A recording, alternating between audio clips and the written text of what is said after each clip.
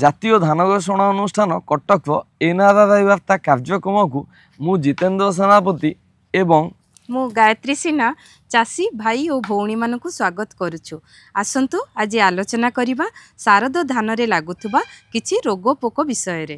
अधिक दिन शुष्क पाग लागि रहिबा परे मुसळ वर्षा हेले धान जमी रे लेढ़ा पोक लागिबार संभावना अधिक। बुदा प्रति गोटे आक्रांत पिल किंबा वर्गमीटर प्रति 2टी लार्भा देखागले एहार नियंत्रण पाई एकर प्रति 500 मिलीलीटर क्लोरोपाइरिफॉस 20 इसी किंबा 400 मिलीलीटर पेन्थोएट 50% इसी को 200 लिटर पानी में मिसाई सिंचन करंतु। माटिया गोंडी पोकर प्रादुर्भाव थिबा जमी रे एहार नियंत्रण पाई एकर पिछा 120 ग्राम पाइमेट्रोजिन WG 50 शतकड़ा किंबा 80 ग्राम डिनोटेफ्यूरान 20 शतकड़ा SG किंबा 94 मिलीलीटर ट्राइफ्लूमेजोपाइरिम 10 शतकड़ा SC प्रयोग करंतु।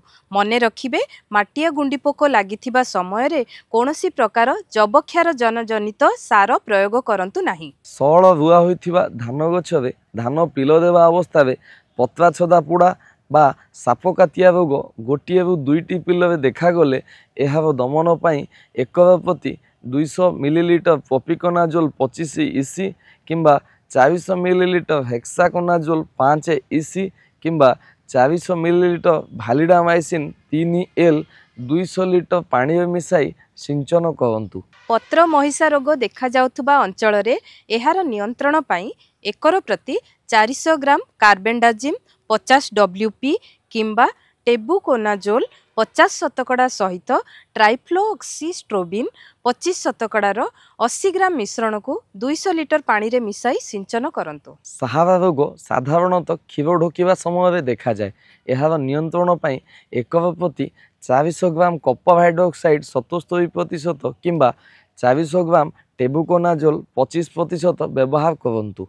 अधिक प्रादुर्भाव देखागले कीटनाशक प्रयोग 7 रु 10 दिन पर आउ थरे कीटनाशक प्रयोग करिबा उचित। जेउ अंचल रे अत्यधिक वृष्टिपात कारणरू धान जमी गुड़िक संपूर्ण किंबा मध्यम जलमग्न होई जाइछि परिस्थिति अनुसार जमी रहिथिबा पानी को निष्कासन करि दियंतु।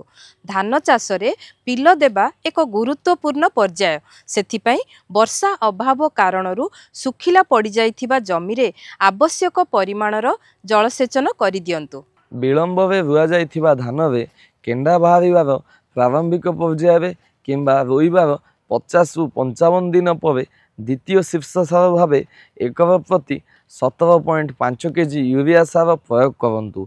बालिया माटी अंचल रे 17.5 केजी यूरिया सहित 13 केजी पोटास सार किंबा MOP प्रयोग करंतु। जबक्षार जानर उपादेयता वृद्धि पाई एहाकु सठिक मात्रा रे एवं सठिक समय रे प्रयोग करिबा उचित। सेथिपाई जातीय धान गवेषणा अनुष्ठान द्वारा विकसित होइथिबा राइस एन एक्सपर्ट आप गूगल प्ले स्टोर रु डाउनलोड करी व्यवहार करंतु। एहार व्यवहार द्वारा जबक्षार जान उपयोगी क्षमता को बढ़ाई अधिक अमल और लाभ करा जाय परिबो। आजि पई एतिकी पुणी देखा हबो आगामी अध्याय रे किछि नुआ कृषि सूचना नै आमको विदाय दियंतु। धन्यवाद।